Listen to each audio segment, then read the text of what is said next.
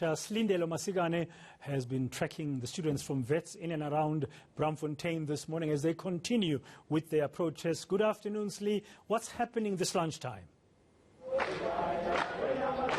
Good afternoon, Bradan. Yes, we are still here on the streets of Braamfontein.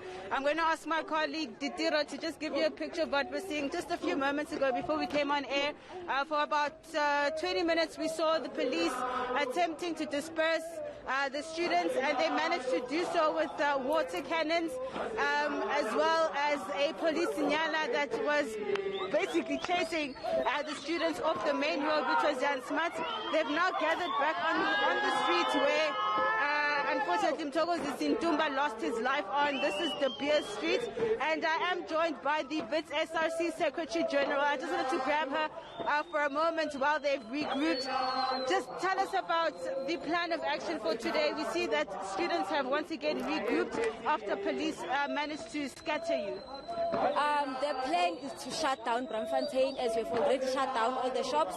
So that is the plan, just to shut down. If they come again and separate us, we'll convene again and shut down Braamfontein. That is the plan for today. Last week, towards the end of the week, we saw some divisions between the students along political lines. What's the situation today? We will always try to find each other, because at the end of the day, we have the same cause, which is students, leading students. So, but we'll have different... protesting, no interviews for now. No interviews. As you can see, Bradan, we have the students once again reconvening, protesting, saying that they're going to shut down Braamfontein. We saw them making sure that shops are closed as they were marching throughout the streets. Right now, the police in Yala, which had managed to scatter them, as well as the water cannon, aren't in sight as yet.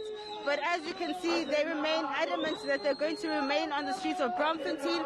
They want this area to be ungovernable. We know that there are various meetings taking place with vice chancellors, as well as other organizations engaging with government, rather, in terms of the way forward.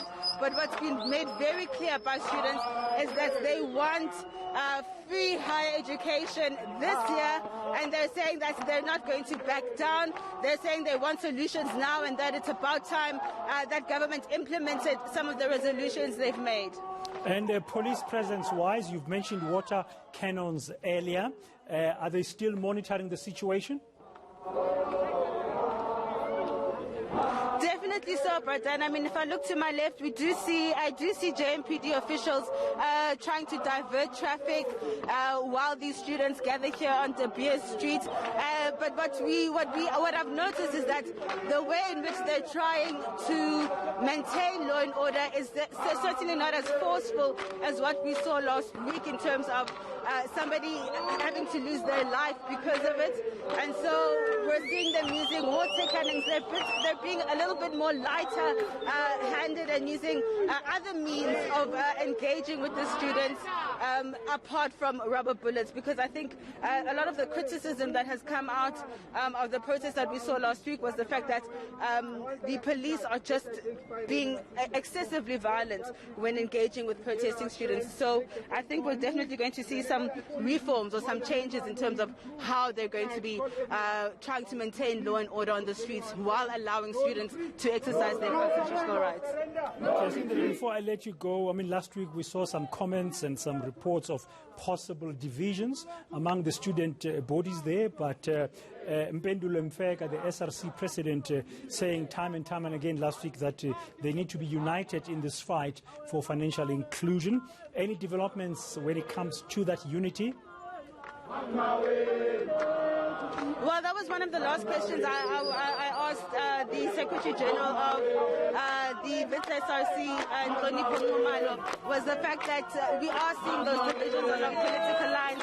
But she said to me that as students, they're always going to find a way to come together, because they are united in the cause and the demands that they're making. So I think we are seeing an attempt from all of the students from the different political parties on finding each other on the issues that they're demanding, and trying to put their political differences aside. Thank you very much, Slindelo Masigane.